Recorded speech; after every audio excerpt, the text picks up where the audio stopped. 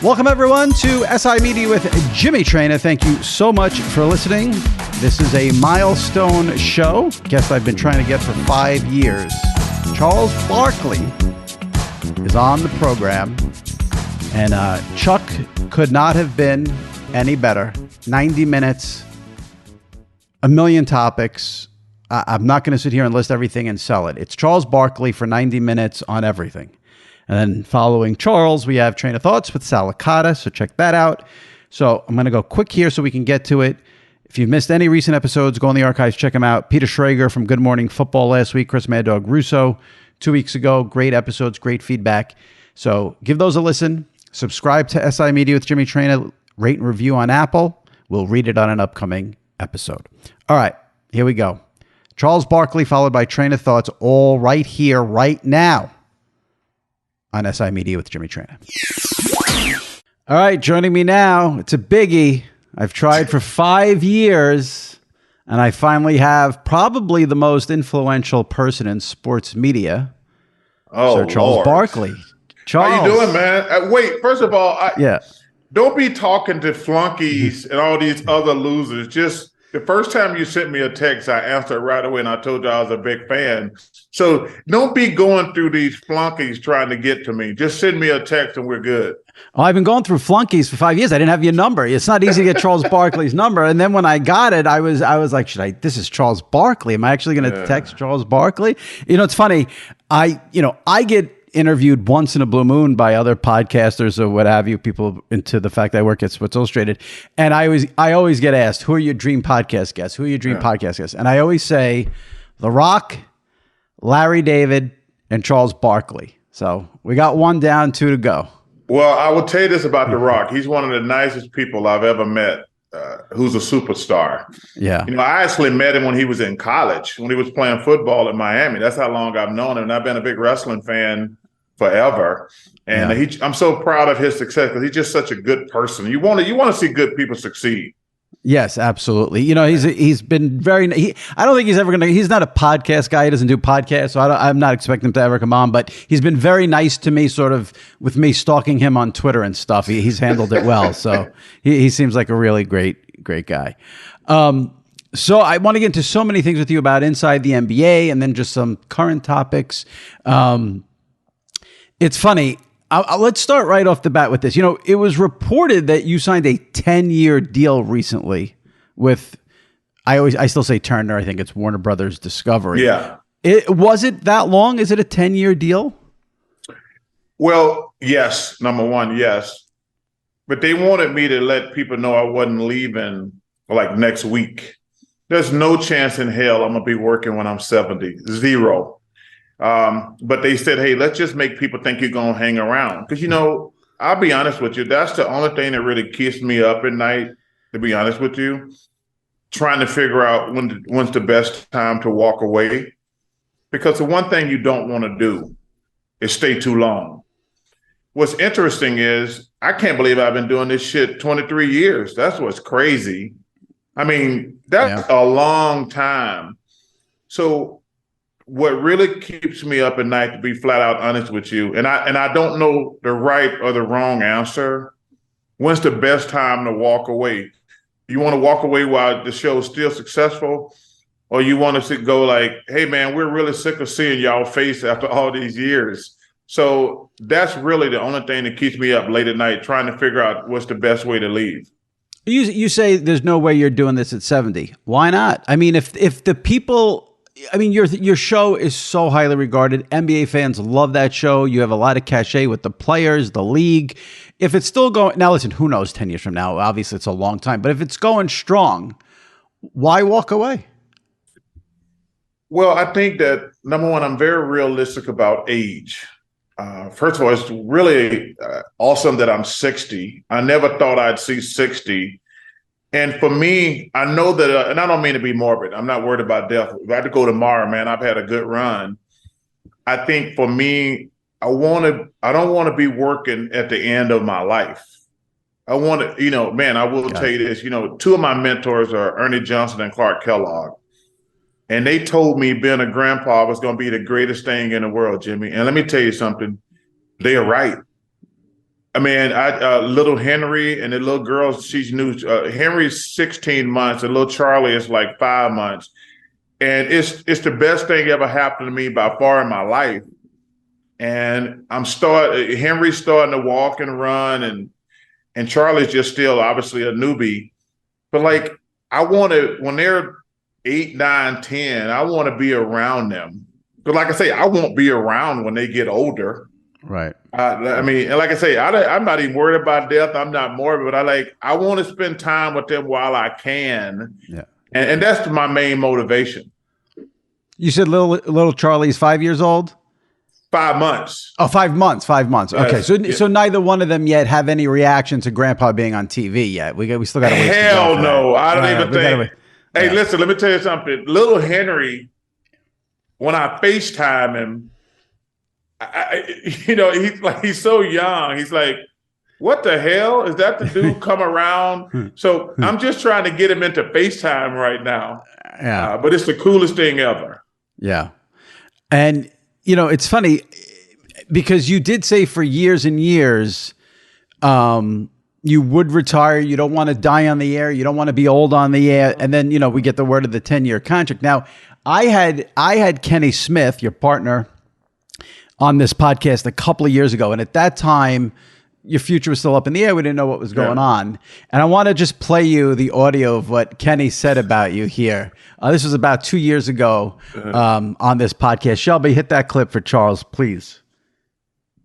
I thought he was retired. He only works 1 day a week until May. It was freaking, like, what are we supposed to do? Like, you only work 1 day a week until, isn't that retirement? Like, isn't that retirement? You would be a consultant for like 1 day a week for some big company. And like, you're not going to be there every day. He's not there every day. He's only there until May. We said like 3 weeks in a row. And then we go back to 1 day a week. It's like, you retired, bro. You're not going to retire. You're already retired. The job is retirement. What do you think about that?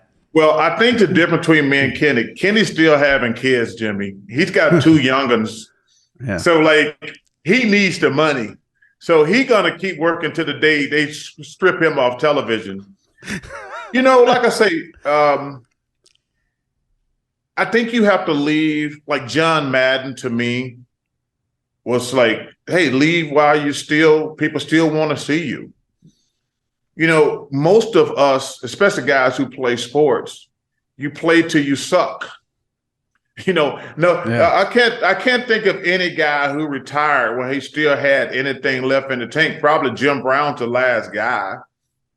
So I kind of look at TV the same way. What's wrong with leaving while things are still going good? Why get to the point where you're like, yo, man, Charles Barkley is 72 years old and he still got his fat ass on television. Like nobody wants to see that.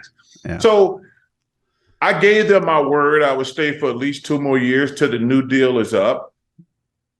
There's gonna be the next 2 years, Jimmy, are gonna be very interesting with the Apple situation, with the Amazon situation, because I know Turner is nervous. I know ESPN is nervous that Apple and Amazon are going to come in and take some or all of the NBA packages. Yep. So that actually, to be honest with you, that's really the next time I'm going to have to make a major decision. So I'll have nothing to worry about for the next 2 years, but the whole sports landscape in the NBA is going to change in the next 2 years when Apple and Amazon start bidding on the NBA properties.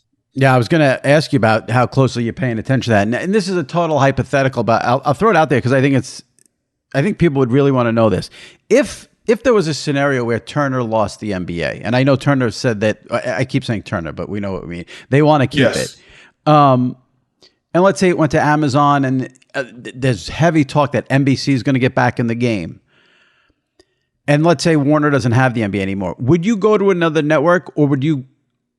Because what I think could happen if Warner lost it, I think you'd see a company try to get all 4 of you, meaning Ernie, Shaq, Kenny, and you. Would you go solo? Would you only go with them, or would you not go at all if you had to go somewhere else? That's a great question. I wouldn't go by myself. And I would find it hard to go without Ernie, to be honest with you. Obviously me, Kenny, and Shaq are close, but Ernie is the guy. So I would have to look if they were going to bring those guys, but also if they had other guys in mind who to partner with. The good thing about it, I got a 2-year window that I don't have to worry about anything. Right. But I like your question. It's a great question. I just don't know. Got it. Because I don't think, Ernie's the one guy we probably have to worry about more than anybody walking away. Like I said, I'm going to stay at least 2 more years. But Ernie, I know he's toyed with the idea of leaving in the next couple of years also. So, like I say, it's going to be a very interesting next couple of years because nobody knows. I mean, because Amazon and Apple got so much damn money, they might just outbid ESPN and Turner. Yeah. So, I don't know if this is my age, but I hate the thought of a sport going to streaming only. Like, I still want them to have some presence on television. And I understand no one under 35 watches television. It's tough these days. But, we're seeing it, the NFL, they put their Sunday ticket on YouTube. Yeah. I'd hate to see the NBA not be anywhere on broadcast. So hopefully ESPN, Warner, they can, come through what the NBA needs and settle that. Yeah, it's going to be interesting. But, man, these owners, they just care about the almighty dollar. That's it. I wish people give players a hard time. I actually think players really want to win. That's the sports part of me. I think players really want to win, and I think fans really, really want to win. Owners, I think it's more of a business to them. I do. And listen, listen, there's nothing wrong with it being a business, but if you look at the sporting landscape, we've been building these guys billion-dollar stadiums on taxpayer dimes, screwing them for many, many years. I think there should be a rule in sports. If your team doesn't make the playoffs or you are not above 500, you can't raise ticket prices. I think they should make that a factor in every single sport. If you don't make the playoffs, or your team is below 500, you should not be able to raise your ticket prices. I think that'll be a great way for us to show some love to the fans because some of these teams sucks for year after year and they just keep raising ticket prices. And I don't think that's fair. You hit me close to home because I'm a diehard Yankees fan. And they've lost 9 in a row. You're dying hard. This is the worst season in ages. And what kills me about it, I'm glad you said that about the owners because what kills me about it is, now, listen, as a Yankee fan, I can't complain from the standpoint of my team spends a ton of money on payroll. But what kills me is, and this sort of ties into everything going to streaming, for instance, is the mom and dad, or the mom and mom, or dad and dad, whoever it is, 2 kids, they want to go to a game. $40 to park, $10 for a hot dog, $10 for a bottle of water. At some point, I feel like this all has to burst. The dam has to burst at some point. What you're doing to the regular fan and not, the corporate fan, like the Knicks, the Knicks have sucked for forever until this year. Every day, every night, MSG sold out because of the corporations, the companies. Yeah. So you don't send the message. And what's the impetus for James Dolan to fix the team? He's making all his money. The Yankees right now, they don't care about making the World Series. They want to just make the money from people going to games, and that's it. And it's a bummer. It is a bummer. That's why I think we should start penalizing teams that suck. Yeah. And the only way to do that is with ticket prices because, man, that's one. Sports people have a really ace in the hole. People love freaking sports. I mean, I love sports. Like, I am so excited for football season right now. Like, Saturday, college starts Saturday. I know that I'm going to get football every week for the next 6 or 7 months. I am so pumped. Football and boxing are my 2 favorite sports. Mm-hmm. I cannot wait for this weekend to get here. I mean, because, man, I love football. I love football, and I cannot wait. Will you be betting the Notre Dame Navy game on Saturday? Yeah, I probably will. I think the last time I saw it was 20, right around 20. Yes, there's I saw 20 and a half. Notre Dame minus 20. Yeah, I knew. I started looking earlier in the week. Yeah. it's a scary game because you don't know anything about either team. Right. The Notre Dame has a new offensive coordinator, new quarterback and everything. So it's going to be, in the Navy, those Navy dudes going to be very disciplined, hard work. The game's in Ireland, so you have no idea about fan base or whatsoever. But so I'm gonna look close at that game. But to beat a team by 3 touchdowns in the regular season opener, that's a lot. Yeah, that's a lot. And you got the over under 49.5 if you want to dabble in that. Yeah, I might listen. I'm actually leaning at the under. I'm not gonna lie, because I'd have zero idea. I want to talk gambling a little bit later on, but let me just wrap up this whole thing about your future. One last question: How serious was the LIV business? I mean, there were all these reports you would go there. There was a thing with Dan Patrick. It didn't work out in the end. I never thought you would leave Ernie and Shaq and Kenny. I don't know, but the money was the money. How serious was that? How far did it get? Well, I had to take it serious. I talked to Mike Wilbon, Brian Gumbel, Greg Gumbel, Amar Rashad. These guys have all been mentors to me throughout my career. And Brian Gumbel actually said the smartest thing out of all the guys, because every guy told me to take the meeting. It's like, dude, you got to take the meeting. You got to take the meeting. You never know what might happen. But Brian Gumbel said the most interesting thing. He said, Chuck, you need to take the meeting. You need to take LIV seriously. I said, why do you say that? He says, because in 3 years, they're going to be together. And he said, if you turn down a lot of money, you're going to look like a fool. He says, they're going to merge in 3 years. He called me like 6 months later. He said, I just want to apologize for being wrong. It only took a year. So the guys told me, because you knew at some time they were going to merge. And I wish both guys the best. I had 3 LIV guys call me and ask me my opinion. I said, yo, man, take that money. There's no good money. There's no bad money in sports. It's just green.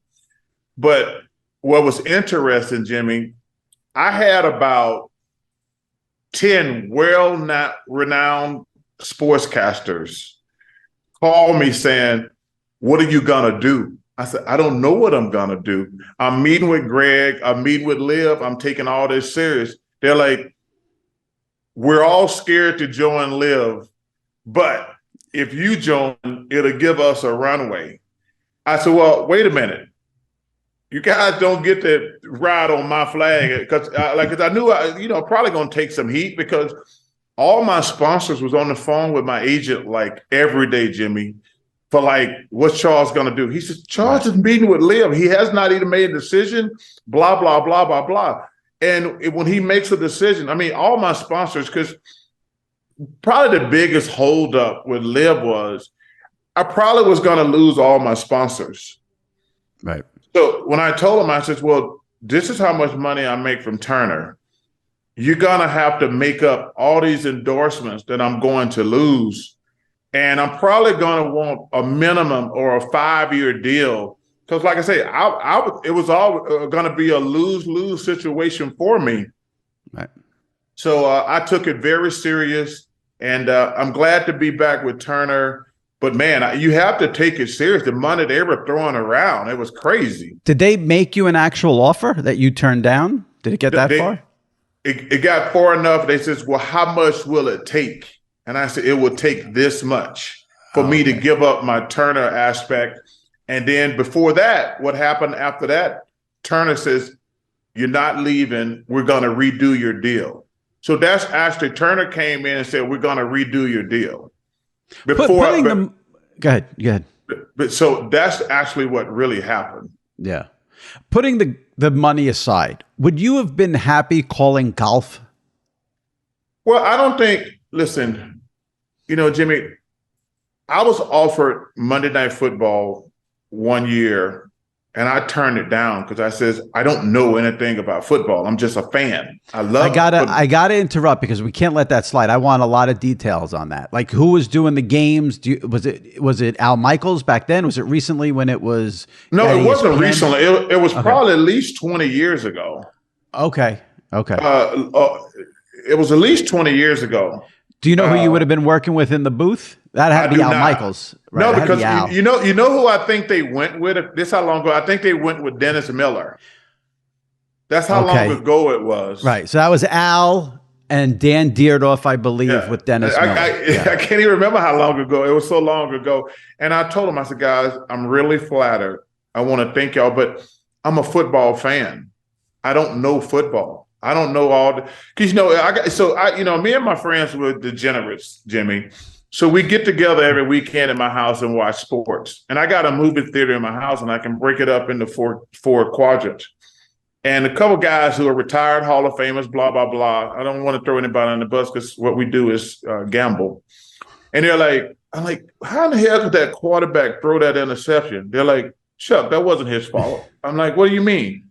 He's like, the receiver ran the wrong route, blah, blah, blah. And I said, oh, they're like, dude, every time a quarterback throws an interception, it's not his fault. So these guys have taught me, he says, oh, man, they're going to score a touchdown on this play. I'm like, why do you say that? He says, they're in the wrong defensive coverage. This guy's going to be wide open. And I was like, only somebody who actually played the game would know that. Right. So I didn't want to get on TV. First of all, we got enough jackasses on television, Jimmy, who act like they know about every sport, which drives me crazy. When I hear a guy say, well, he's not a good quarterback. Well, he's not a good pitcher. He's not a good basketball player. I said, well, first of all, everybody who's in the pros is a good player. Are they all LeBron or KD or somebody like that? No, they're not. But all these guys can play. But I never want to get on television and say a professional athlete sucks at a sport. I'll never do that. If one of these networks today, CBS, NBC, Amazon, ESPN, they came to you and they said, Chuck, one night, just for shits and giggles, just for some fun, get permission from Turner. We want you in the booth to call one NFL game. Would you do it that way? Would you have fun with it now? 100%. You know, some idiots at Turner and ESPN. They pissed me off so bad a few years ago because I always wanted to do a game with Dick Vitale. Right. Okay. Especially when we started doing March Madness. I said, guys, because behind the scenes, they're like little bickering women sometimes. Like, why do you have to go on ESPN? I said, those guys are friends of mine. They're like, well, why are you going there so much? I said, first of all, Mike Wilbon's one of my best friends in the world. And PTI is my favorite show on ESPN. I said, anytime Mike Wilbon wants me on the show, I'm going to be on it. Well, why do you have to go on Sports Center? I said, guys, we're not in competition. We're all trying to make basketball popular. So their guys come on sometimes. Our guys come on sometimes. It's not a competition. So I tried to talk him into hey, let me and Dick Vitale do a game, and then let him come on on TNT and do a game. It'll be great. It'll be fun. First of all, because Dick's a legend. Yep. And it'd be fun to do. But that powers that be like, nah, we don't think that's a good idea. I said, you're right. It's not a good idea. It's a great idea. Once you guys check your damn egos at the door, we're not in competition. We're not on the same nights or anything. It shows it's so short-sighted. First of all, no one from Turner should complain about you ever being on ESPN. It makes you and Turner, it elevates you that ESPN wants you on there. It's good for that. Also, I can tell you this about Dick Vitale. It's funny. There were a couple of years in a row recently where when the tournament started, I wrote a column saying ESPN and CBS need to work something out where Dick can go to CBS and call a March Madness game because he's never done it in his career. And I wrote it 2 or 3 years in a row. And fans love the idea. And Dick called me one day and we spoke about it. And he said that CBS did offer it to him 1 year, or maybe more than 1 year, but he declined and he said no out of respect to ESPN. Now, I want to be very careful here because I don't ever want to sit here and say Dick Vitale's a liar. I don't want that but I don't fully believe that story. I think maybe ESPN said, Dick, we don't. Why would Dick not want to do it? I mean, the guy, like you said, is a legend. He's synonymous with college basketball. He's never called a tournament game in his life, which is ridiculous. Let the guy. And if he said no out of respect to ESPN, ESPN should have said to Dick, you're going to do this. Yeah. Yeah. It's just ridiculous. I don't know the ins and outs, like you said, but the Dick Vitale's never call an NCAA game is a travesty on a disgrace to be honest with you, to both networks. Yeah. CBS to reach out to Dick Vitale personally, and the guys at ESPN says, hey, the guy is, and first of all, there's no guy love college basketball more than Dick Vitale. Right. In the history of the world. Nobody has been a more positive influence on college basketball than Dick Vitale. So the notion that ESPN or Turner or CBS head honchos are so stuck up with their ego that they wouldn't want Dick Vitale doing a game, that's just stupid. Yeah. But the takeaway here is if you're Amazon or ESPN or CBS or NBC or whoever, Fox, get Charles in the NFL booth for one game. He'll do it. That's the takeaway. I love it, man. Now, you mentioned we're talking broadcasting here.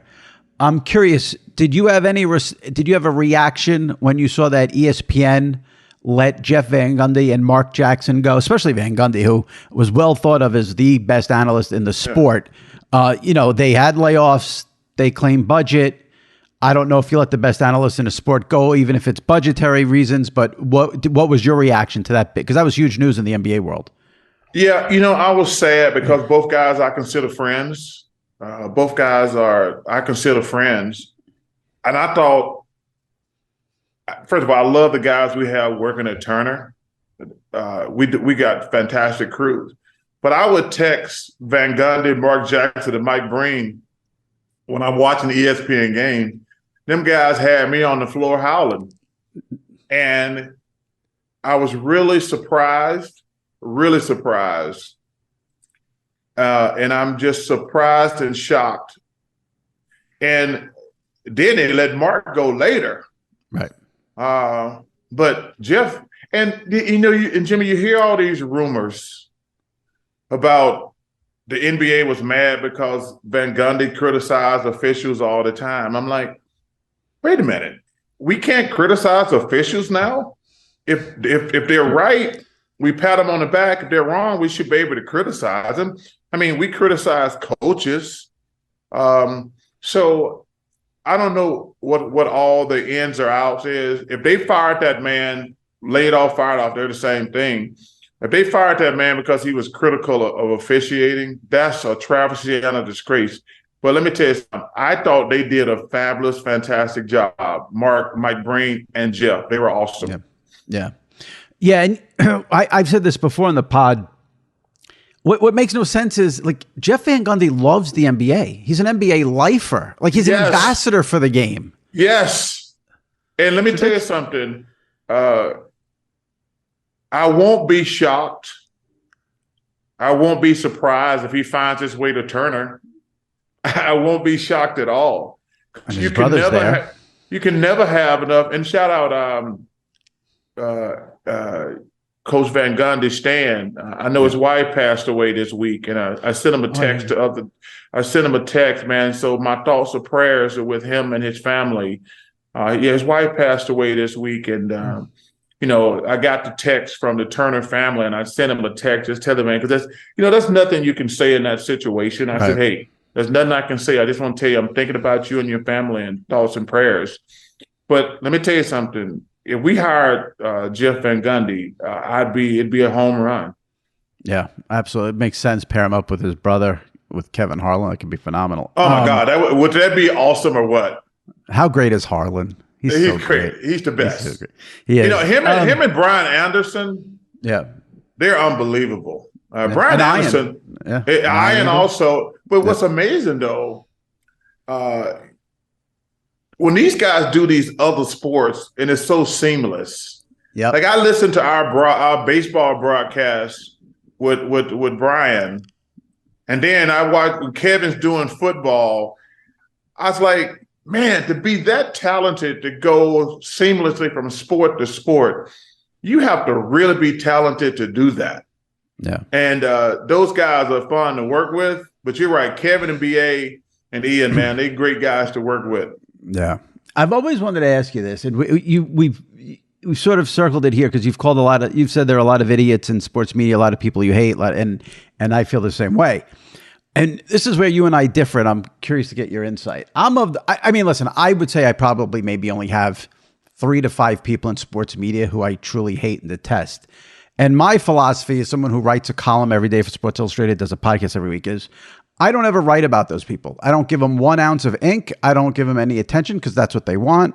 And I sort of just pretend they don't exist. You, on the other hand, have said you want to kill these people. You want to fight these people.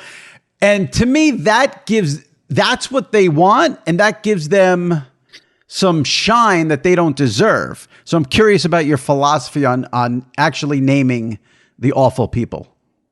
Well, I like to take a shot at them every now and then because I know it gets under their skin. Because I get calls from friends of theirs who they work with, like, yo, man, you got this dude circling over here. And I don't do it often, but I like to do it every now and then.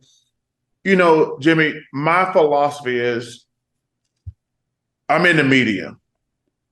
The guys I don't like, and there's only a couple, let's be realistic. Yeah. Your job, you can't be personal. That's what I hate. You can never be personal when it comes to your criticisms. In my 23 years, even guys who have come at me, there's not one of them who I've talked to privately says, yo, man, you think what I said was personal? I said, dude, I ain't never said, in 23 years, you can never go back at anybody and what I said. You know, that's a personal attack. I never talk about their personal life. I said, if I criticize a guy, it's going to be 100% basketball or something like the Ja Morant situation. That's got a lot to do. That's nothing to do with basketball. Him out there acting like a damn fool. But the guys I don't like, you can tell when guys have a personal vendetta against a guy. And Jimmy, to me, that's not cool because television, radio, anything in the media is so powerful. When we say stuff, people believe it, whether it's good or bad. And I tell people, somebody in Montana, South Dakota, Maine, they're like, well, Charles Barkley said this guy's an asshole. I'm like, they're going to say, well, he got to be an asshole. I said, no. I might say some things about a guy, but you can't say that. You can say, hey, I disagreed the way he played basketball. I disagreed some of the stuff he's doing off the court, but it can never be personal because people believe what we say. And the guys I go at, and like I say, I like digging them every now and then. Hey, I don't wish any ill. Like, if people know I don't like Skip Bayless, and I really don't like Skip Bayless because his attacks on certain guys, they're personal. They're personal. And I don't think when you have a television show or a radio show, you can attack guys personally just because you don't like them. That's not cool. That's not right. And that don't mean you can't criticize guys. Dude, I lost my best friend because I criticized him. But I'm still like, guys can always say, Charles, you might not like him, but he's going to be fair. Because the situation with Michael, I always say, wait a minute. I criticize other general managers just because the guy's my best friend. If I have a double standard, that's not fair. I was going to ask if you're tired of talking about the fallout with Jordan, because I feel like yes, 100%, 100%. Because you know what, Jimmy? Because they act like we Prince William and Prince Harry, and like that's like I said, Michael got mad about something I said. Yeah. We haven't spoken, right. And then 2 times a year I have to defend. I was like, yo, man, Michael's doing great, Charles doing great. Right. I wish him nothing but the best. But like, dude, we're not like Prince Harry and Prince William. We're not taking shots and by backdoor channels all the time. Michael's doing great, and I'm doing great. You know, it's funny because I wasn't going to ask you about it because I figured you're sick of it. I even wrote down, like, are you sick of talking about Jordan?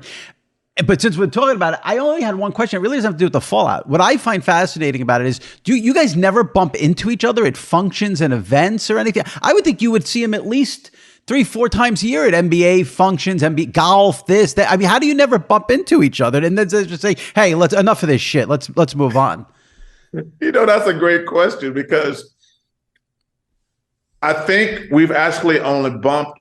We never got face to face or close enough, but I think we've actually only been in the same room like 3 times in the last 25 years. That's crazy. We were in New York at the same hotel for something one time.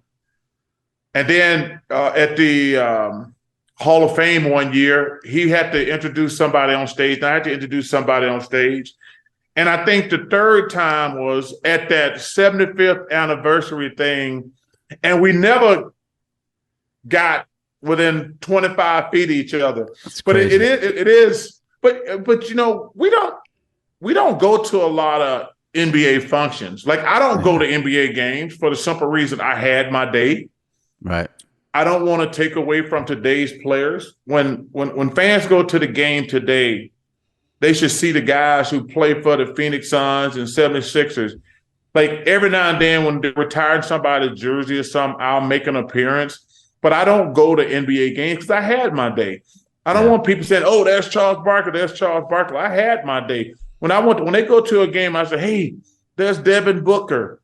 Hey, there's Kevin Durant." I want the fans to notice those guys. I don't want to take away. So that's why I never go to NBA games. I want to just tie up inside the NBA a little bit, and then I have so many things to ask you, other stuff. Sure. But I don't want to keep you fair. But just, we mentioned Van Gundy, and I wanted to follow up with this about when we talked about Jeff. Have you ever gotten, would you say, in trouble at Turner for something you've said? And when I say trouble, I don't mean like, "Hey, Charles, maybe just," like, I mean like, well, it was like, "Charles, we got to talk to you about this." Well, my biggest complaint when I get calls from players and coaches or agents, and I'll like, and Jimmy, that's probably the one thing that annoys the shit out of me more than anything. What I mean by that is, these guys never call me when I said 9 great things about them. Ever. Right. Ever. I say one bad thing. The player called me, a coach is calling me, an agent's calling me. And that's probably the only time I really, like, I'm not going to get mad because I really want to like all the players and be friends with them, because the more success they have, the better it is for our product. But that's really the only time I really get pissed and mad. I'm like, "Yo, man, have you ever called me when I brag about how great a player you are and how great a person you are? But when you have a shit game or you do something stupid and I got to call you on it, you're blowing up my phone." That's really the only time I ever get really mad. But I don't get mad at the player, the coach, or the agent. Because like I say, I want them to feel like they can reach out to me and things like that. But I get pissed when they like, "Yo, man, you never call me when I said something positive about you." Yeah. I meant, have you ever gotten in trouble with Turner executives for something you said on the air? Not really. Yeah. Not really. They put a stop to the big San Antonio women, right? Which pissed me off because, number one, it was clearly a joking around situation. I guess some person wrote an article. Now, if I said somebody's name in particular, I could see somebody being sensitive. But right. Jimmy, the one thing that I'm never going to do, it's like when you have those sexual harassment meetings at work, and they're like, we get together like a couple times. "Hey, let's talk about this. Let's talk about that." And I'm sitting there with the lawyers and the people from HR, and they're like, "Well, intent doesn't matter." I'm like, see, that's why our judicial system is shit. Like, intent should matter. Right. So, and I was like, they're like, "No, Charles, intent doesn't matter, guys. If you said to do this or this," I said, "This is what's wrong with this whole thing. Intent should matter." So the point I'm trying to make to your question, I trust the public to know when I'm joking around. Now, if somebody want to quote unquote counsel me or make a big deal out of something I say, I'm never going to give them that power. Dude, I'm so old. A joke can actually be a joke, but people out here, man, they want to be offended about everything. And it's really sad too, because that's where we are right now. Like, somebody's offended about everything. It is crazy. It's also not, you're right. Everyone wants to be offended about everything. And I think there's another layer to the problem where everyone wants to be offended about everything. And then that gets skewed. I'm thinking about this random story from this week, which I couldn't get enough of, where I saw on Twitter, of course, there were all these tweets about how people were trying that Queen, Freddie Mercury and Queen, has the greatest hits album, and they took Fat Bottom Girls, that song, off the Greatest Hits album. So I'm saying, so you just see that and you're like, now because I guess I'm in the media and I do this, to me, that doesn't make any sense. So then I start digging and what happened, the truth is there's a music streaming service for children. That streaming service, which is for children, took that song off. But if you go to Apple and Spotify and Google, it's still there. That's not canceling. So like there's actual canceling and then people twist the canceling stuff. That's what's going on now. And it's all insane. It's all insane. It's really insane because now you got people like, let's go back and get this movie from the 60s and 70s and 80s. Right. I'm like, hold on a second. Are y'all serious right now? And yeah, there's stuff you said in the 60s and 70s was probably inappropriate, but that's what the time they were living in. We waste so much energy like, hey, this movie, we got to do something about this movie, or we got to get this book canceled. I'm like, dude, that book is like 40 years old. Why are we worried about a book that was written 40 years ago? Right. You know, it's really just gotten out of hand. Yeah. And the one thing I'm never going to do, I'm not going to go on TV afraid to joke around because I'm talking about stupid basketball. You know, Jimmy, we're on television. I tell people this. We're on television from 7 o'clock at night to 2 o'clock in the morning. Nobody want to talk about X and O's for that many hours. And the best case scenario is we have two terrific games. That's always my best case scenario. But when you have one good game, one shitty game, or two shitty games, those hours seem like 12 hours. So I want people to laugh and have fun watching basketball. Now, people get offended. They just going to have to get offended because I'm never going to go on TV afraid to joke around. It seems, though, that Turner, they've always had your back. That's what's important. It's not, if someone does say something that people may find offensive, whether it is or not, put that aside. You need the company to stand behind you. And that's what's not happened now is that the companies are not supporting. You seem like you've had that support, though, throughout your tenure there at Turner, which is awesome. Yeah, they've always supported me. They've always had my back. But, you know, I think obviously our show's been successful. I mean, I think that's the main reason why. Like, so they've always had my back, and I've always appreciated that. But they have to trust me, though. Like I say, and I've said this not just to you, to anybody. My number one priority is to make sure people at home are enjoying watching basketball. That's all I care about. I'm not worried about the players' feelings. I'm not worried about the coach's feeling. I want people who are watching basketball to enjoy it. That's my number one priority.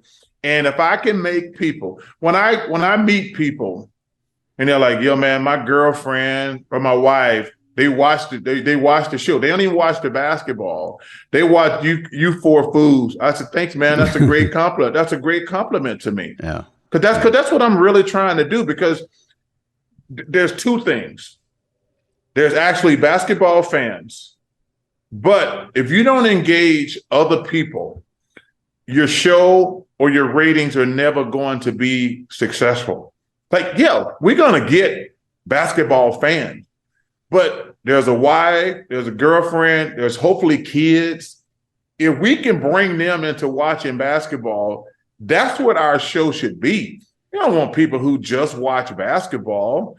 I mean, you want wives, girlfriends to enjoy the show. Hey, and there's nothing better than a father-daughter, father-son watching sports together. That's what the whole objective of broadcasting is, in my opinion. Yeah.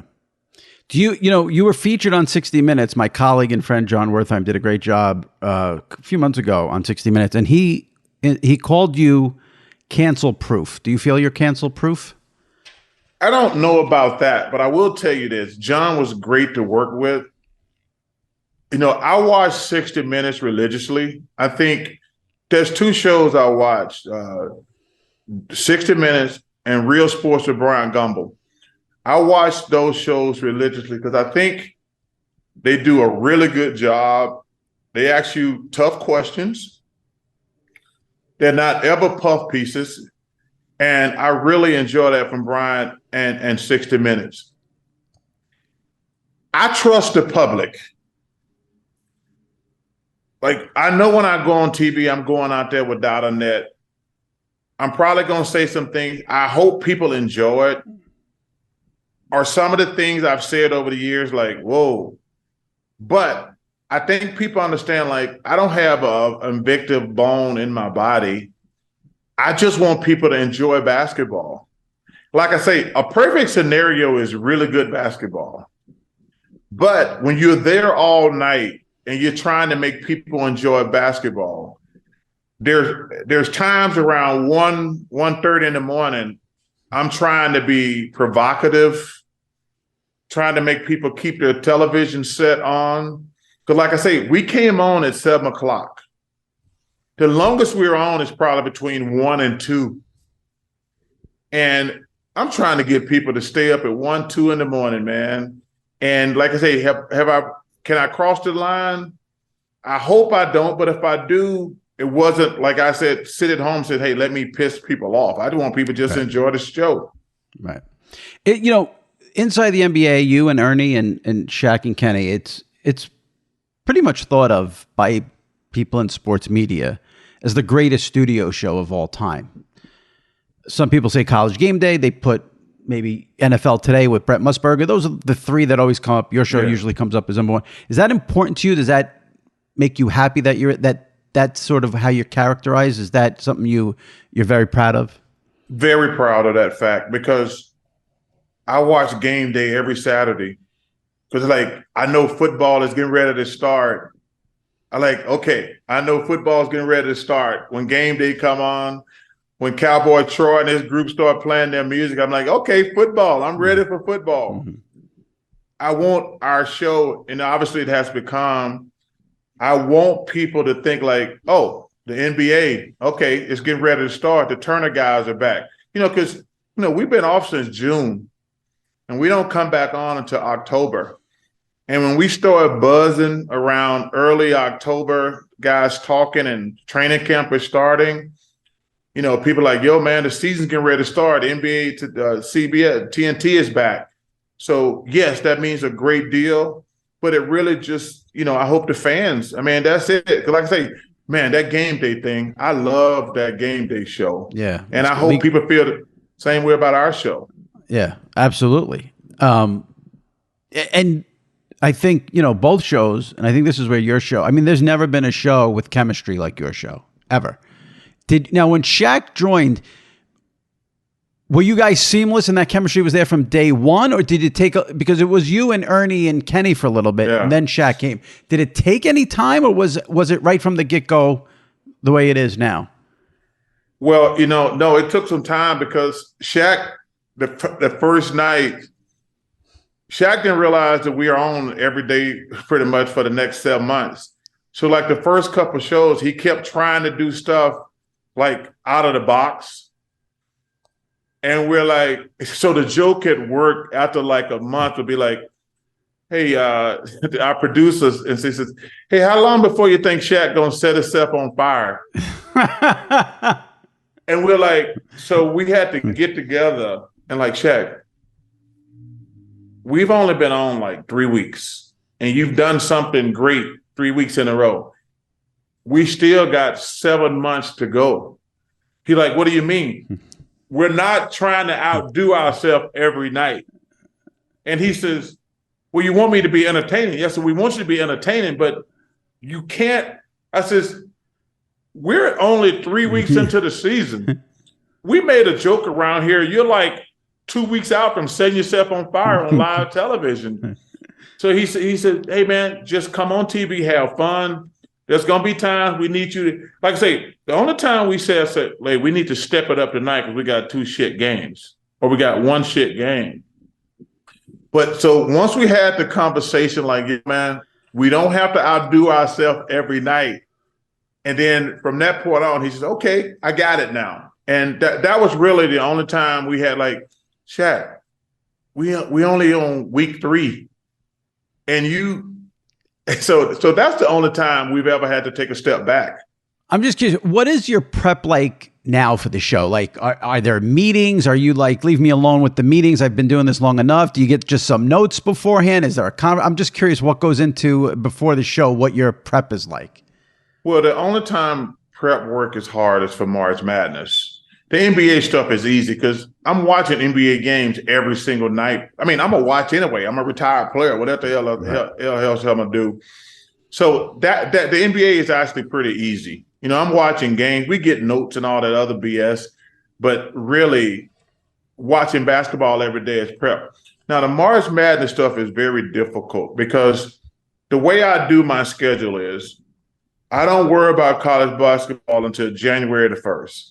Like the first 2.5 months, I only do NBA. Like I probably watch every NBA team play 5 to 7 times because you have to get a good example of, you know, you never know if they played 3 games in 5 nights or something like that, or 4 games in 4 nights, 5 nights, excuse me. So you want to watch them all. But the hard part is March Madness. So once January the 1st comes, I kind of block out the NBA. And we get a comprehensive report on every conference every week. They send us like tapes on every team. Man, it's monotonous. It's a pain in the ass. Like you're watching little conferences you never heard of. So when March Madness, because like you can go to ESPN or CBS and watch North Carolina, Duke, Kansas, Auburn, Kentucky, but when you're trying to watch Davidson or some of the historically Black colleges, those notes are really important. Now, the really cool thing about it is basketball is such a family. You can pick up the phone and call somebody and say, hey, you know, I got some friends who coach at some HBCUs. I said, well, tell me about this school. And they're like, oh, blah, blah, blah, blah, blah, blah, blah, blah. Or, you know, you call Bruce Pearl. I said, hey, tell me about this kid at Florida. Tell me about Georgia. Or, you know, Mike Krzyzewski's been a good source. I always call Mike and say, hey, tell me about this. So Bill Self has been a good person to talk to about basketball. So March Madness to me is a lot harder than the NBA because, listen, once I watched the Knicks play like 5 times, you're like, there's no surprises. Yeah. Once I watched the Denver Nuggets play, I said, oh, man, that's going to be a handful for the rest of the season. So the NBA is a lot easier. I would imagine the producers just tell you to the NBA, inside the NBA, they just tell you to let it fly, I would assume, for the most part. You're not sitting there. Well, he always said, don't curse. That's the last thing he always say to me. Did you ever curse on the air? I think I've cursed probably 3 times in 23 years. It's not a bad ratio. It's not a bad ratio. Like sometimes sometimes it gets late and you get excited and you just let something slide. There's also a difference between saying shit and fuck. I mean, there's there's a little balance there. It's not there is a little balance, but every now and then, like I say, hey, at 1:30 in the morning, and then we're joking around and you kind of let your guard down. You'll let a profanity slide out. You know, it's funny. I just watched it on YouTube the other day. It was something with it was Lee Corso's birthday or something. I went back. He had one of the greatest moments in the history of sports television when he cursed on the air. He couldn't get the headgear on when he was making the pick, and he just throws it and he goes, "Oh, fuck it." And Herb Street and Fowler just almost died on the air. It's one of the all-time great moments.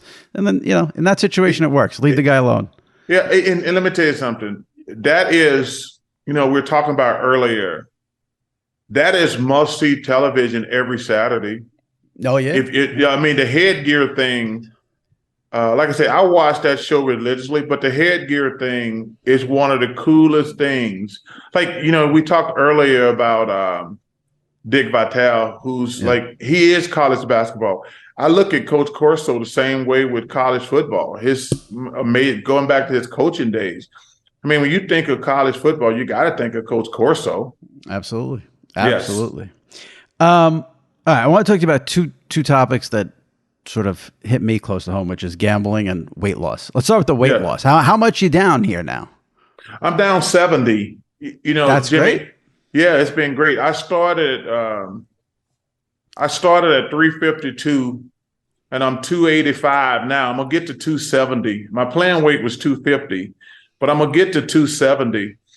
I got a great doctor. She started me on this drug, Mounjaro. I think we started in November, if I remember correctly. I take a shot once a week because, I peaked out at 352 because, I got real. Go ahead. When you peaked out at 352, tell me what was doing the damage? Was it the carbs? Was it pasta? Was it sweets? What was doing the damage? Well, as most fat people know, it's all the above. I got, when I got my new hips, which was one of the best things ever, getting new hips. Because you can't do anything for months and months. And I'm not one of those persons who could just sit around and eat and not gain weight. But then I was really concerned. I was getting close to 60, which I'm 60 now, obviously in February. And I was like, and my doctor told me, he said, "Hey man, ain't no fat old people." I said, "What do you mean?" He says, "Ain't no fat old people. They're all dead or got body parts chopped off." He said, "You got to get in shape, man, because it only gets harder." So a friend of mine, he had lost a lot of weight. I said, "How'd you lose all that weight?" He said, "Man, I got a great doctor." And I met with her. They did all the complete physical to make sure I was healthy enough to do anything. She says, so I started taking this Mounjaro. I give myself a shot once a week. So are you eating a lot less because of the shot?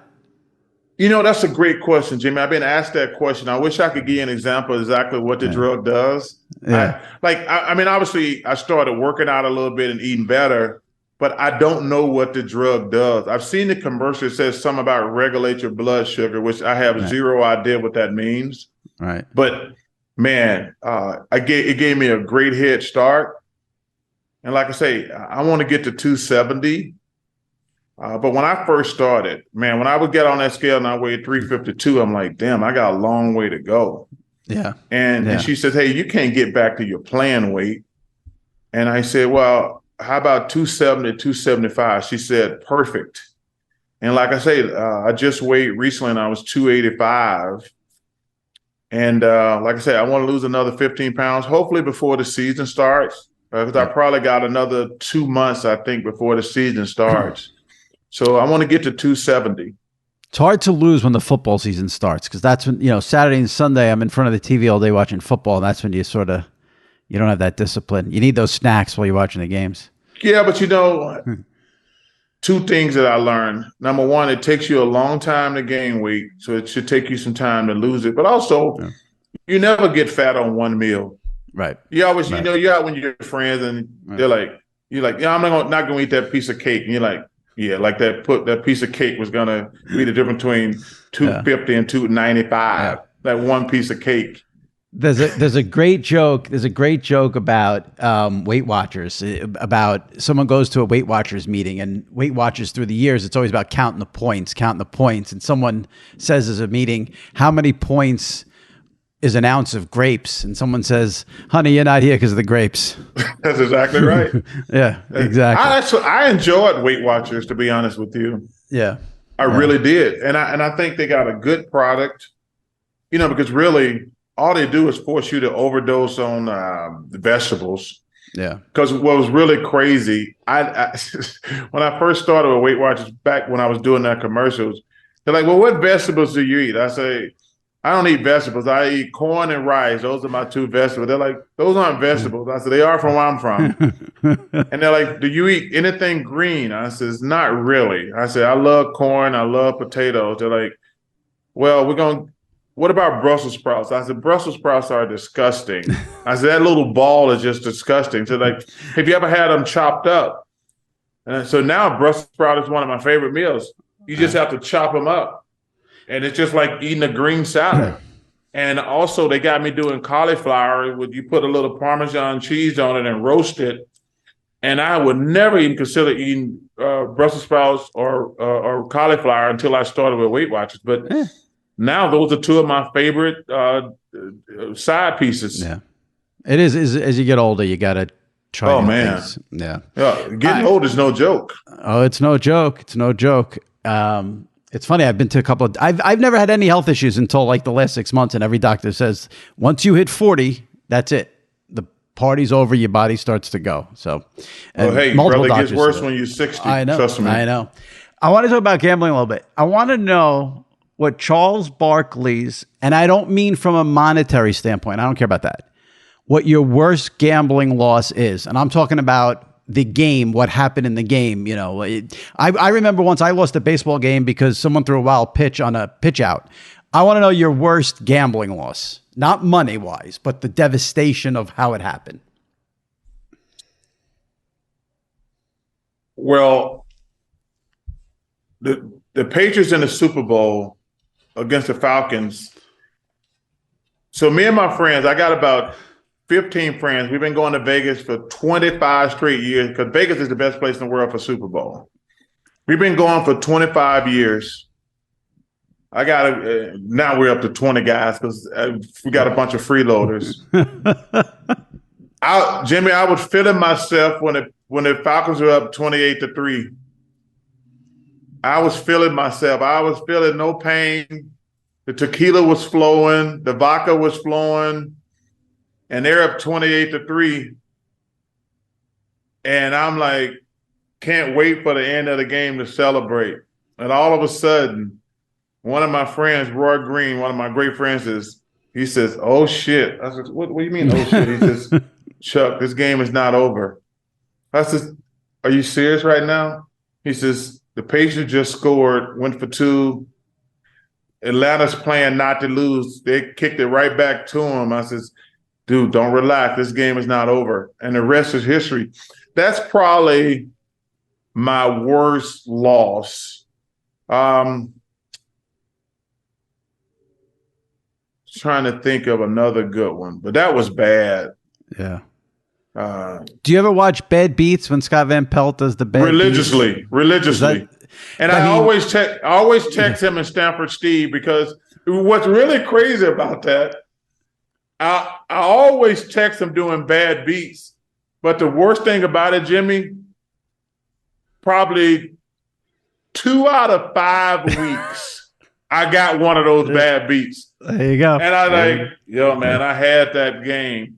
So I love Stanford Steve and Van Pelt, but I text them doing bad beats all the time because you can never relax when you're gambling until the game is over because it happens so much more than people even realize it. But it's worse. Like I say, it's worse when I have one of the bad beats. I'm not gonna lie. Yeah. Now, with the NFL season here, will you bet season? Like I like to bet 2 or 3 season win totals. Like the Giants, for instance, are 7.5 or something. You mean the futures? Yeah. The futures. You get into that? I do get into that. What do you got for the NFL this year? What are you looking at? You got any? I haven't looked at anything yet because we still got 2 weeks from tomorrow, I think, when the season starts. I like the Atlanta Falcons over. Okay. Love them. Okay. I love the Patriots. People better quit treating my boy Belichick wrong. Mm-hmm. The Patriots are going to shock some people this year. Let me ask you, since you said Patriots, because I meant to ask you this when you talked about the Super Bowl loss. Are you friends with Tom Brady at all? Casual friends. He's a great dude. When you lost that bet, did you talk to Tom? Okay. No, I didn't tell Tom I bet. Okay. No, me and Tom are casual friends. He's somebody I really, really admire and really, really respect because let me tell you this, there's very few quote unquote GOATs in sports. Like we know most of them, but Tom Brady and Wayne Gretzky are the 2 nicest people I've ever met who are the best to ever play their sport. Yep. Like I've been around Tom probably 5 to 7 times. He is a really nice man. And the same, I know now Gretzky, I consider him a really, really good friend. That guy is the nicest GOAT you're ever going to meet. So but I bet against Tom because I thought the Falcons were going to win that game, and they should have won that game, but it's never over. So I was a bad host and interrupted you. You like the Falcons over, you like the Patriots over, even though Mac Jones, so you believe in Mac Jones here then? Well, I think, with the new offensive, that thing, I don't know what the hell was happening up there last year. That was a weird Belichick thing. He never messes up like that. Weird. Yeah, but I think that Bill O'Brien coming in is going to be the kid didn't go from 0 backwards on his own. The coaches have to take some responsibility for that. And I consider Coach Belichick a good friend of mine too, to be honest with you. So I always root for him. But I'm trying to think. What's going to be interesting is the NFC. I'm pulling for the Detroit Lions. Yeah. Let me tell you something. Dan Campbell makes me want to play football. I don't know that guy. I never met that guy. But when he talks, I won't. Even though I'm an Eagles fan, Dan Campbell makes me want to play football. And like I say, I'm just a huge fan here. So I'm going to be pulling for the Detroit Lions a lot because you want to see good people who you like be successful. Right. But the NFC is going to be crazy because right now you got the Eagles and the 49ers, and who else know who next? Right. I mean, nobody knows who, and there's always going to be a great surprise team. I'm hoping it's the Lions. But right now, and the quarterback situation in San Francisco with Brock Purdy's arm, that you got to wait and see. But the Eagles are going to be great, obviously. But I don't even know who's going to be the third, fourth, fifth best. I mean, the Cowboys got a chance. I love Coach Dable with the Giants. That's why I love the Giants. Giants win total is 7.5. They added Darren Waller, the tight end from the Raiders. And I think Daniel Jones with another year with Dable, who I think is a great coach. I love that. I love the Giant over this year. That's going to be my big one. That's going to be a big play. Yeah. What's going to be crazy if the AFC East? Yeah, it is. Man. No one's talking about the Dolphins, and the Dolphins are very good. Yeah, but also I think that people are sleeping on the Buffalo Bills also. Man, let me tell you something. I love Josh Allen. Yeah. I love Josh Allen, but that to me, that division is going to be crazy. I cannot wait for football to start, but that division is going to be crazy.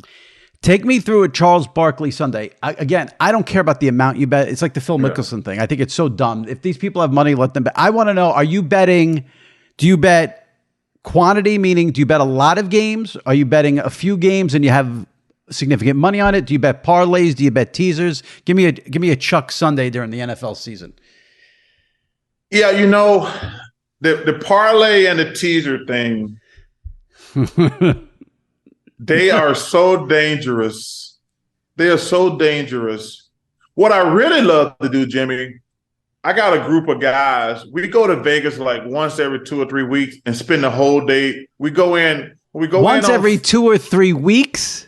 Oh yeah, it's only a 45-minute flight, Jimmy. That's the Charles Barkley lifestyle. That's man. Beautiful. Let me tell you something. There's nothing better than spending a day Saturday and Sunday in the sports book. I agree. I've done it. And you get up, and the beauty of it, you get up at 9 o'clock in the morning, and it's time to go on Saturday because all the games. Go ahead. That's fine. So Saturday, that's all the college stuff. So living out west, 9 o'clock in the morning, it's go time. It's go time starting at noon, and then the second games don't kick off to 3:30, and then you got the night games. So you're in the sports book like 8 o'clock, we get up for breakfast around 7:30 and start studying the lines and everything. Go down around 8:30 and place a bet. Sunday, you get up and watch all the shows. You got to watch all the shows, and you're like, man, this is so awesome. I mean, so that's only. But when I'm at home, I get up on Saturday, and like I say, I'm not playing the parlay. I only play parlays and teasers if I'm in Vegas because, you got too much shit to worry about unless you got that ticket in your hand and I don't want to be looking at like 10 games, but it just depends. I'm going to bet 5 to 7 games more than likely, but man, I love it though. It's exciting. Yeah. I can't even remember the last time I've actually watched a football game I didn't bet on. It's just I'm cracking up over here because I've been in Vegas I think twice for football, but I used to go every year for the tournament, the NCAA tournament. Yeah. And it's funny because the one thing I hate, it was great. I mean, it was so fun. You can't even describe it. But the one thing I hated was I'm on the East Coast. I'm here in New York. So with the time change, and then you have to, now back then, this is a while ago, you'd have to be at the games would tip at 9. You'd have to be at the sports book at 7 to get a seat. If you weren't there at 7, you're not sitting down, you're standing up. So that was the one thing I hated about it was that time change and then the early start time. But there is nothing that's more fun than being in Vegas on a Saturday or Sunday or in the NFL season or during the tournament. I've never been for the tournament, even when I. Oh, it's wild. But I tell you, me and my boys, we go there and it's nothing better than spending a whole couple days in the sports book. It's exciting, it's fun, and the thing about it, there's cheers coming from every direction because they bet on some other game and over there. Yeah. And you're like, what game they bet on? They're like, oh, somebody just scored over there. And actually, the really cool thing about it, like. Every game in creation is up there. And that's actually one of the more cooler aspects of being in Vegas at the sports book. Like at home, you can only watch so many games. Yeah. And you're trying to flip around and blah, blah, blah. I love the fact that they got like, hey, man, keep eye over there, tell them somebody getting ready to score and things like that. Yeah. It's funny because I that's the experience. I've been, I'm on top of these things. I feel like I know it. And then like the book will be screaming and I'll say to my buddy, what's going on? Like, oh, first half total was 10.5. They just kicked the field. I'm like, oh my God. I'm like, I can't keep track of all this. It gets overwhelming. Well, I will tell you one thing that scares me about gambling. Go ahead. Obviously, I love to gamble, but I really think it's gotten out of hand. Like, when LeBron was getting ready, I was watching some show. I can't even remember what it was. When LeBron was getting ready to break the all-time scoring record, I was watching this show. Like, you could bet what quarter, whether he was going to break the record on a free throw, a three-pointer, or a two-pointer. Yep. And then being able, I said, look, man, that's a lot. That's a lot of way for people to lose money. Oh, yeah. And now you can factor in, you can bet who's going to score the next basket. Mm-hmm. If a guy going to make 2 free throws, I said, man, that's a lot of stuff to keep betting on. Yeah. Like I say, and I make it perfectly clear, I love to gamble, but man, we got to put some training wheels on some of this stuff because I don't want people sitting in the stands betting on a guy going to miss 2 free throws who's going to score the next basket. And then you have them screaming at players. I mean, I just think, but I don't even know how you put the toothpaste back in the tube. Right. I really don't. It's kind of like this NIL stuff. Like, they're like, well, we got to get it under control. I said, well, the toothpaste is out the tube. Y'all are really fucked up. And let me say this. I'm glad this first time I've had a chance. This first time I did any interviews since the season because I don't do a lot during the off season because I don't want people to get sick of me. As a society, we must be the worst freaking people in the world. How in the world did we ruin college football? Like, I don't understand, as a society, how did we become, and we can blame a lot of people, but how did we become so bad as a society that we're actually ruining college sports? One of the greatest way for most people in the world to get a free education, we ruin all the rivalries. We got kids, we got Stanford and Cal, 2 of the best colleges in the world. They're trying to get to the ACC, which makes 0 sense. Right. 0. And we really, as people, need to take a step back and say, what the hell are we doing? Why are we, the grown folks, ruining college sports for kids? And that really bothers me. I'm glad I hate to go off on a tangent, but no, go ahead. Well, it's a tough one because, what is the answer? Because I get what you're saying and I agree with what you're saying. I also think the flip side of that is, is it fair that Nick Saban and Debo Sweeney make $50 million and these kids are getting nothing? And the players are what people want to see. So it's one of those topics where I don't know how you fix it. I don't know what the solution is. I agree. I don't like that. That's one of my favorite phrases. Like, I don't know how you put the toothpaste back in the tube. Because these kids are never going to go back to playing for free. And number one, God bless them and make all the money they can. But the way we're going to ruin these other sports, because, there's going to be ramifications like softball, baseball, tennis, lacrosse, soccer. It's because, those sports ain't making no money. They're not making any money. And, and their star players ain't going to get any NIL deals. Right. I worry about Title IX. What's going to happen to all these women's sports? So, like I say, college is in trouble. College is in trouble. It is. Yeah. And like I say, I don't know what to do. I'm going to ask you two questions. I appreciate the time so much. You've been more than generous. I'm just curious, who in sports media do you find funny, since you're so funny? I love John. Who makes you laugh? I love John McEnroe. I think he's fantastic. I thought David Faraday he does a really good job on golf. I think Eduardo Perez on ESPN, he does a fabulous job. The guys on CBS on their football show, those guys are great. Greg Gumbel, Boomer Esiason. Not Greg Gumbel, I'm sorry. James Brown, Boomer Esiason, Nate Burleson, Coach Cowher, and Phil Sims. And also, the guys on Fox were fantastic. Yeah. They like, I watch those shows because, like I say, I want to get all the information before I call my guy. I want all the information. Right. I want to hear what Howie Long got to say. I want to hear what Coach Cowher got to say. So I'm like, hey, I want to know it all because, as I told you earlier, I don't want to be one of those idiots on television who gets on there and says, well, he's not a good quarterback. Oh, he's not a good baseball pitcher. I'm like, oh, he's not a good hockey player. I'm like, how the hell you know? That's just because the problem I have with some of these guys, Jimmy, is, they're not all Tom Brady or Pat Mahomes, but, Kirk Cousins is a hell of a little quarterback. Right. Now, if they want to hold it against him, like he ain't got to the Super Bowl, but you can't. That guy's a hell of a quarterback. I think I saw a stat. They were talking about how underappreciated it is.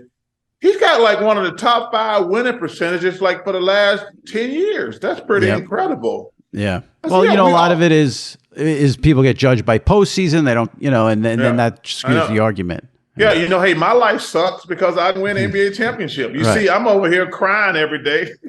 Do you think, it's funny, do you think when it's all said and done, you said you don't want to get morbid, you don't think about death, but when it's all said and done, you think there are going to be a significant amount of people who know you more for broadcasting than playing? And you were a great player, 100%. top 70. Yeah, it's crazy 100%. When you think about it. Well, because think about this. Anybody, first of all, majority of the players I'm covering, they ain't never even know I played. Right. I mean, I've been on TV for 23 years. I've been retired for 23 years. So, like, when some of these young kids come in, they only see me on television. Right. But listen, it's when you said something about death, I just want to be one of those people, like, because we all gonna go. I want people to say, "Oh, Chuck was a good dude. We're gonna miss him." You don't want to be one of those people. He's like, I'm glad that son of a bitch gone. And that should be everybody's goal in life. Because I tell people, dude, you're a stupid ass basketball player. You're not in the service. You're not a teacher. You're not a policeman. You're not a fireman. You're not a doctor. Like, those to me, and I'm not trying to be humble or whatever. Like, dude, you dribbled a stupid ass basketball. Now you get paid to talk about it. Like, if you're in the service, man, I admire you and respect you. If you're a cop, fireman, or a doctor, I respect that. Teachers never get enough love and respect. Those people we should be admiring. Just because a guy can dunk a basketball, hit a baseball, he ain't no damn hero. Right. But even this, I feel like even this, we live in such a horrible time where even that people, I remember my dad had some health issues. He was in and out of hospitals for a little bit. And I was blown away by the care he got from nurses.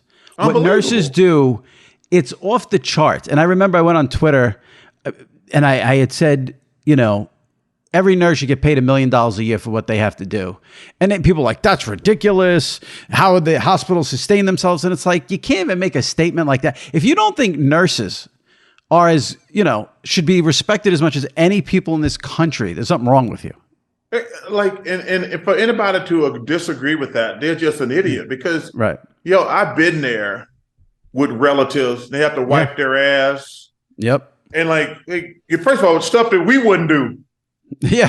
Like, wait a minute. I'm not bathing somebody. I'm not wiping somebody's shit off them. Like to do that every day, but also try to make the family feel better. Even when you know death is imminent or things are not going to turn out a certain way, the way they treat you because you have to go visit your family when they're sick. Nobody likes doing that.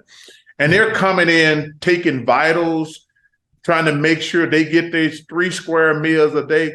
If you can't admire that, it's something wrong with you. Yeah. And always doing it with a smile, always as nice as could be. Yeah. And Jimmy, the thing that's crazy about it, they have to go from family to family. Yep. You have to put on a brave face. Like when somebody dies, they have to clean the room and bring in another family. Like to be on that emotional yo-yo, it's got to be stressful for them. Got to be stressful for them. Absolutely. 100%.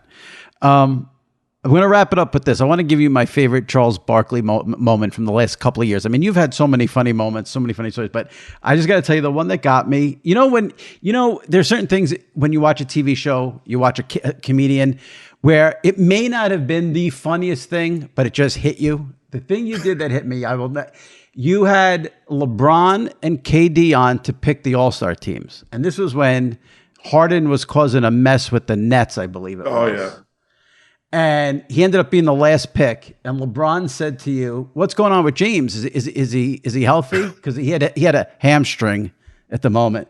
And you said to LeBron, "Oh, he's healthy now. He just got traded." And LeBron, I love LeBron. I love LeBron's personality. And LeBron he laughed and he just said, "I can't with y'all." It was just such a perfect TV moment, just that encapsulated everything that the show is, you are. Yeah. It was, do you remember that moment? Because I remember just laughing nonstop. So, Jimmy, I've said this publicly. I don't get caught up in the silliness of who's greater, LeBron or Michael or blah, blah, blah. Yeah. But I just think that's just easy pickings for guys. I've said this before. First of all, I think LeBron's a really nice man. I think he's a really nice man, and he's a really good dude. But I'll say this. I think his story is the greatest story in sports history because people forget, Kobe Bryant wasn't very good coming into the NBA. People forget that. And he's one of the greatest ever. Kevin Garnett struggled. And I'll say this, the only guy I've ever seen came right out of high school who lived up to it was LeBron. And for him to come in at 18 and be as good as he was as a player, and arguably he's come in and he's one of the greatest ever, depending on what generation you're from, and to never have gotten in trouble, especially in today's society where everybody's got a cell phone and everybody's out to get you at different. I think his story is the greatest story in sports. To be that good, number one, to live up to the hype, but also grown into the conversation of the GOAT and never even came close to getting in trouble. I think his story is it's the greatest story in sports history. And I'll always admire him. And that was hilarious with him and Katie. Like, Katie, you're not going to pick James? And so I appreciate you enjoying that. But that's what it's for, man. Yeah. I want everybody when they watch our show to laugh and have fun. Because, like I say, I'm not even trying to be humble or whatever, man. It's just basketball. Yeah. It's just basketball. Yep. Yep. Well, listen, it took 5 years, but it was worth the wait. I can't thank you enough for doing this and giving me all this time. We almost went an hour and a half. I appreciate it greatly. And I'll tell you, I've been booking this podcast for like 5 years on my own. You were like once I got your number, you were one of the easiest people to book. It's amazing. There's people not even close to your level will give me a hard time. And you said yes right away. So I can't thank you enough for that. I appreciate it. Enjoy the rest of the summer. Enjoy the season. And thank you. Well, number one, thank you. And when I got your text, I said, "Oh, that's cool." And I said, "Man, I'm a big fan. Let's make it work." And I'm glad to do it. You need me again, you got my info. I appreciate that greatly. Enjoy this, and good luck with the NFL wagers. Most importantly, oof, man. But see, that's the thing. That the hardest thing. I try to tell fans this. Year to year in sports is like night and day. It's like college football. All the rankings are dictated by what happened last year. I said, guys, last year and this year are totally different. And the football in the NFL is totally different. It's the worst. I said, guys, what happened last year has nothing to do with this year. That's why I tell people, man, every year is new. That's why it's fun. Yeah, exactly. Yeah. Well, thanks for having me, brother. Be safe, guys. My pleasure. You too. Okay. Thank you. Take care. Peace. Bye-bye. All right, joining me now, as he does every week, for our weekly Train of Thought segment from WFAN Radio in New York from 10 a.m.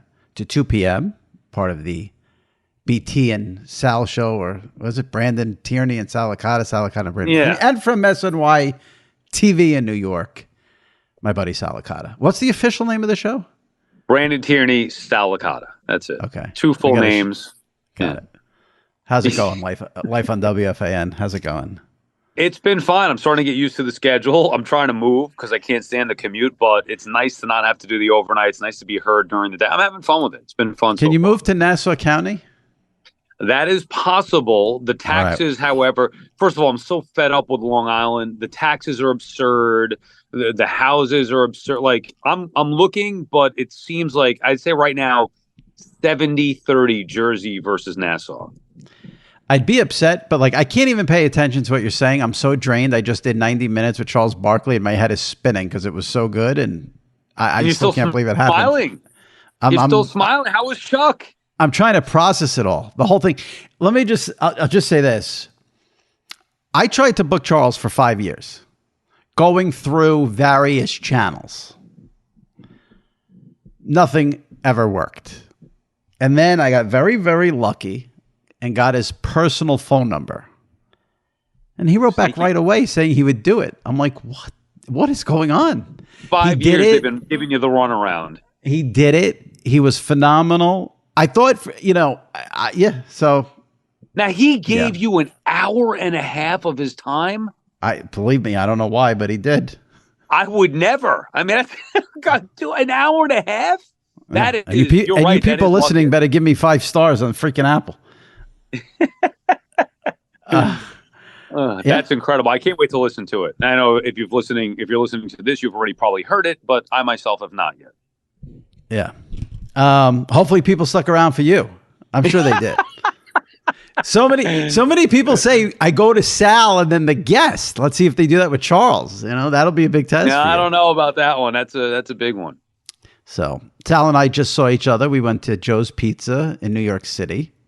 Oh, that's right. I forgot about that. And people were giving me shit for wearing a WFAN zip up because you posted the thing on Twitter. I take my first bite of Joe's and I read the comments. What's with the WFAN hoodie? Hey, jerk off. I work for WFAN. I'm allowed to wear a WFAN shirt to work, which I met you after work. Anyway, that bothered me. This is Sal when he doesn't check his mentions.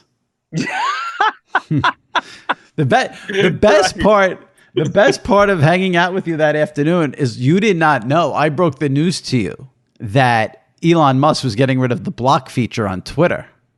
That is your true. face lit up like I've never seen it light up before. That is true. When you said, "Oh, did you see about this block stuff?" and I'm like, "What's that? Like some kind of new program on Twitter or something?" And you're like, "No, you can't block people anymore." It's like, what? And then we went through it. Let's go through it now. How many people do you have blocked and muted? I think I had a little over 1,000 of each. Like let's say 1,100 blocked and like maybe 800 muted, something like that. So I have 1,925 blocked, and I have 2,223 muted. So I actually block and mute way more than you, and everyone thinks you're the king blocker. All right. Well, you also have a lot more followers, so I don't know the ratio there, but I don't know about that. I block easily just because it's better than me saying what I really want to tell them. That's what I use blocking. You, as your friend, you should block. Use that button. Well, then now the button's going away. You're screwed. Nah, that's all right. I just pay less attention to it. Anyway.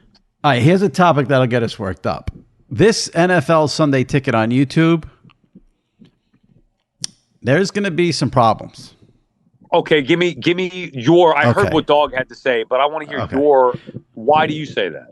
Everyone, pay attention because this is important. You know, on DirecTV, they had the Game Mix channel with the 8 games at once. Yes, that's gone. No longer offered on YouTube. But you do get a game mix, no? 4 games max.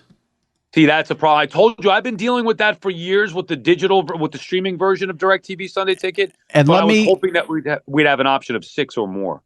And this is what I got. Now, I got this directly from YouTube, okay? We don't have plans to offer the Game Mix channel this season. That's the 8.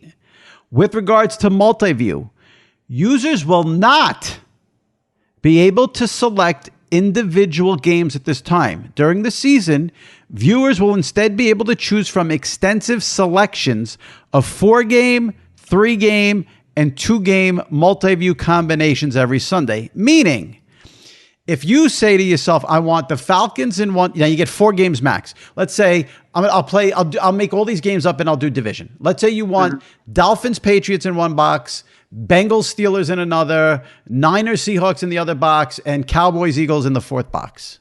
No. It's what YouTube is going to have as selection. Now, why? DirecTV used to offer the 8 boxes and the 4 boxes. This email is telling me YouTube's going to offer 4, 3, and 2. But they're picking the games, not you. That sucks. They should let you pick the games. So just for reference, aside from the actual DirecTV, like you said, with the 8-game mix or the 4 or 6-game mix, whatever it was on actual, hardline cable, for me, as you know, last year from coming over quite a bit, over the years, you were allowed to only game mix 4, but I picked the fucking games. No. You got to be able to pick the games. Right. How could you not? I can't be subject to their games. I'm thinking, now see, this is where the problem comes in. My guess is they're going to give you the 4 best matchups, right? But if you're betting a shitty matchup and that's the game you want to watch, you can't have it as part of your game mix. It's called, on YouTube, it's not called game mix. It's called multi-view, just for the record. Go ahead. Okay, but so what happens to the local game, for example? Like, let's just say that they pick Jets Giants in one of those multi-view boxes. I'm not going to get that because I'm in New York. Do they okay, so you just stole my thunder on item number 2. Okay. If you don't have YouTube TV, if you have a satellite or cable service, you have Optimum or DirecTV or Fios. I have Fios, you have DirecTV, some people have Optimum, some Spectrum, whatever it is. If you don't have YouTube TV and you have one of those services, you're going to need 2 TVs. Because here's why. You're on Sunday Ticket on YouTube. You're watching the multi-view. Whatever your local game is. So like here in New York, it'll be the Jets and the Giants. But if you're in Chicago, it's the Bears. If you're whatever. Your local game is going to be blacked out. You're going to have to go to your cable or satellite input to watch that game. It's not going to be available on YouTube TV. YouTube on Sunday Ticket. So confusing with the YouTube TV Sunday Ticket. Right. But the point is, if the Giants are playing the Eagles at 1:00 on Fox in New York, that game is blacked out of Sunday Ticket. Meaning you personally have to go to DirecTV channel 5 to watch it while you're trying to also navigate the YouTube multi-view. Going to be a lot of problems. Okay, now that doesn't impact me because I'm set up for that because that's how I was watching it. But that is a pain in the ass for people who got used to DirecTV. See, I kind of weaned off. It's a problem for anyone who has one TV, which is most people. Well, I think when it comes to watching football on Sunday, a lot of people, if they have one TV, they're red zone anyway. Like you and I are different, but I do think a lot of people watch the games the way that we do with multiple TVs with different games on each. So I can't complain if you only have one TV, you're watching football differently than I have anyway. And really YouTube is not set up for you. Like it's a streaming device anyway. Right. So I would say, let's say somebody's watching regular TV and then streaming on the iPad. Yeah. Right. You're screwed because you're going from old school direct TV. No, I'm fine because I have two TVs. No, but I'm saying the old school direct TV non-streaming Sunday ticket. Like that's the harsh reality. Like dog, he's going from non-streaming Sunday ticket where he can literally touch the channel, touch the remote, switch a channel to any game he wants, pull up any game he wants on any TV via the channel. Now it is streaming exclusively. That's going to be a rude awakening for people who got used to just having it on the service. So what you can do, the other thing you can do, I guess what I can do is, so I have the two TVs. So I can put a multi-view with 4 games on one TV and a multi-view with maybe 2 or 3 games on the other TV. Oh, but okay. Again, you're going to be shut out of whatever game is airing in your local market. Meaning you can have a black screen on one of the mixes potentially. Because that's how DirecTV did it too. They blacked it out, the local games. Right, but it was 8. So you could deal with maybe 1 of 8 being blacked out. Right. 1 of 4, it's going to mess up the whole thing. My whole viewing would be screwed up with the way that I watch it. I like picking the 4 games. I had an extra 2 TVs, so I put both locals on and a game mix of 4 games that I choose. Right. That is now out, and I don't have YouTube, and I don't plan on getting it after this bull crap. It is funny you've mentioned this, and it's a good point that you've made a few times here. Like, it is interesting because we all watch the NFL differently. There are some people who just are interested in their favorite team, and they're watching one game on one TV, and they don't care about anything else. You have the people like me who I don't have a favorite team. I want to watch the best games of the day or what I bet. Right. Then there's you. You have a team with the Falcons. You've got to pay attention to the locals because you're on radio in New York. But you know, if the Bills are playing the Chiefs, you're going to want to watch that. So I guess maybe they're in a spot where they can't cater to everyone, although DirecTV somehow did, even though they were a shitty service. No, but I think you just for people like us that want to watch all the games, we have to now adjust. So I'll give you maybe an advantage here, and you could get into this if you know. Can you sign in to multiple TVs or multiple devices? Unlimited in your house. In your house, it's unlimited. So here's the way to fix all of it. Now, I'm not saying it's cheap, but you buy 6 TV, whatever it is. But that's not realistic. That's not realistic. No, it is. It is. There are people who do it. TVs aren't expensive anymore. Matter of fact, it might even be better than the setup I have because you can watch literally every single game where DirecTV streaming didn't allow you to do that. So yeah, obviously the game mix is fine. Oh, I see what you're saying. Right. Like I could only stream one screen, whether it was an individual game or a 4-game mix. Got it. Now I could watch them all. I just need the devices and TVs.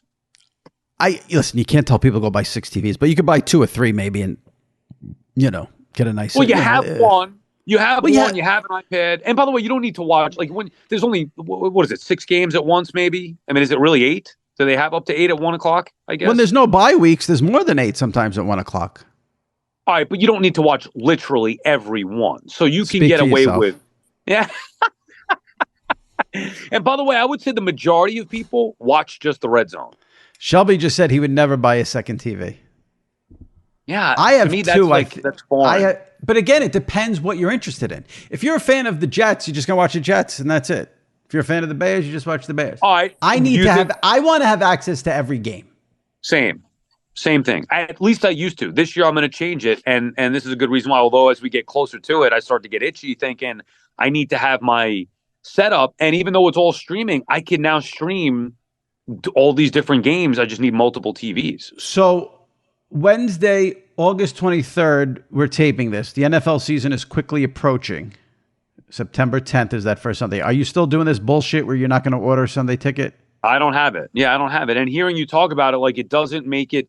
My current setup is best with a 4-game mix that I can choose the game. 4 or 6 is fine, but I had a 4-game mix. If I can't choose the games, I am not watching one screen that's blacked out and then having to go with the 2 TVs on top of it. As of right now, I would say I'm not getting YouTube TV.